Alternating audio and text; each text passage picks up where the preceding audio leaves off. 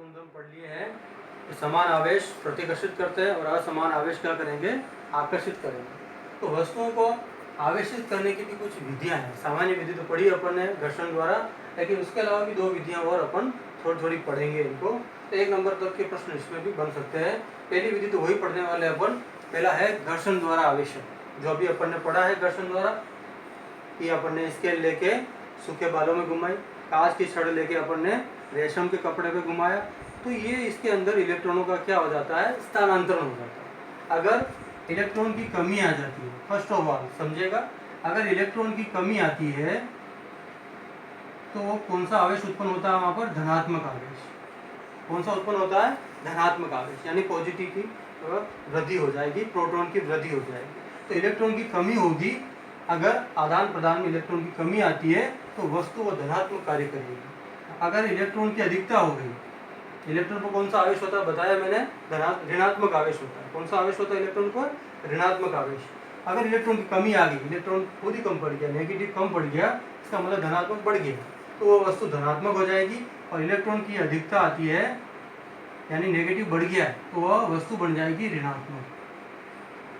जैसे कांच की छड़ में मात्रा ज्यादा होती है प्रोटॉन की, इलेक्ट्रॉन की कमी होती है तो वो धनात्मक कार्य करेगी। प्लास्टिक की स्केल में नेगेटिव की मात्रा ज्यादा हो जाएगी तो वो ऋणात्मक कार्य करेगी। तो अगर दो कांच की छड़ें पास में लाएंगे प्लस प्लस, तो दूर जाने का प्रयास करें। दो प्लास्टिक की स्केल पास पास में लाएंगे दूर जाने का प्रयास करें, क्योंकि दोनों में नेगेटिव हो जाएगा। और एक कांच की छड़ एक प्लास्टिक की छड़ पास में लाए तो वो आकर्षण का गुणधर्म बताएगा। तो घर्षण द्वारा भी अपन आवेश की मात्रा को उत्पन्न कर सकते हैं। अगर इलेक्ट्रॉन की कमी आई तो धनात्मक, इलेक्ट्रॉन की अधिकता हो गई तो वह वस्तु ऋणात्मक कार्य करेगी। तो इसके बारे में मैं आपको पूरी एक डिटेल भी दूंगा, कौन कौन सी वस्तुएं जो होती है वो धनात्मक बनती है, कौन सी वो ऋणात्मक बनती है। दूसरी बात करते हैं अपन चालन या स्पर्श द्वारा। तो इसको कहते हैं चार्जिंग बाई फ्रिक्शन, इसको बोलते हैं चार्जिंग बाई कॉन्टैक्ट, और इसको बोलते हैं चार्जिंग बाई इंडक्शन। तो पहला चार्जिंग किया अपन ने फ्रिक्शन से, घर्षण द्वारा। अब अपन कॉन्टैक्ट में लाएंगे, चालन द्वारा आवेशन करेंगे। वस्तु को आवेशित करनी है स्पर्श द्वारा, चालन द्वारा। नाम से पता लग रहा है। सिंपल सा एक आपको उदाहरण बताता हूँ। जैसे मैंने एक कुचालक स्टैंड लिया और एक यहाँ पर मैंने चालक वस्तु रख दी। एक कुचालक स्टैंड लिया, इसके ऊपर भी एक चालक वस्तु रख दी, समझिएगा इसको। अब ये वस्तु चालक है लेकिन आवेशित नहीं है, ये चालक है लेकिन आवेशित है। जैसे मैंने इसके अंदर धनात्मक आवेश रख दिया। अब दोनों को अपन ने कुछ दूरी के ऊपर रखा। ये चालक है लेकिन आवेशित नहीं है, ये चालक है और आवेशित भी है। अब इनको दोनों को पास में लेके आ गए सेकंड कंडीशन के अंदर, तो भाई इनको आपस में स्पर्श करा दिया। स्पर्श कराया तो इसके आवेश इसके अंदर फ्लो होने लग जाएंगे, इसके अंदर प्रवेश कर जाएंगे और दोनों में समान मात्रा में बढ़ जाएंगे। तो इसमें दोनों में जैसे स्पर्श कराया, कॉन्टैक्ट कराया, आवेशों का चालन होकर दोनों में समान मात्रा में बढ़ गए। अब इनको आपने वापस दूर दूर कर दिया तो ये समान मात्रा में बढ़े रहेंगे। ऐसे नहीं प्रथम स्थिति वापस आ जाएगी, समान मात्रा में विभक्त हो जाएगा, चालन द्वारा वो आवेशित हो जाएगी। तो अगर आवेशित वस्तु के पास में अनावेशित वस्तु लाई जाए, चालक होनी चाहिए वो, तो आवेशित वस्तु के पास में अनावेशित वस्तु लेके आएंगे, इसको स्पर्श कराएंगे तो ये वस्तु भी आवेशित हो जाएगी। इस घटना को नाम देते हैं अपन चालन या स्पर्श द्वारा आवेशन। तो इसमें अपन ने इसको स्पर्श कराया, कांटेक्ट में लेके आया, लेकिन इसमें अपन प्रेरण में, इंडक्शन में अपने को स्पर्श नहीं कराना, थोड़ा दूर रखेंगे तो भी वस्तु आवेशित हो जाएगी, उसके गुणों को उसके अंदर ट्रांसफर हो जाएगा। कहते हैं ना अपन एक सिंपल भाषा में, संगत का असर होता है, वही संगत का असर इसके अंदर हो जाएगा। प्रेरण का मतलब प्रेरणा। तो सिंपल भाषा में अपन दैनिक व्यवहारिक नॉलेज में बातें करते हैं कि संगत का असर पड़ता है, वही संगत का असर देखते हैं। तो प्रेरण की कंडीशन में वही चीज अपन एक इसके अंदर उदाहरण के रूप में ले सकते हैं दैनिक जीवन का।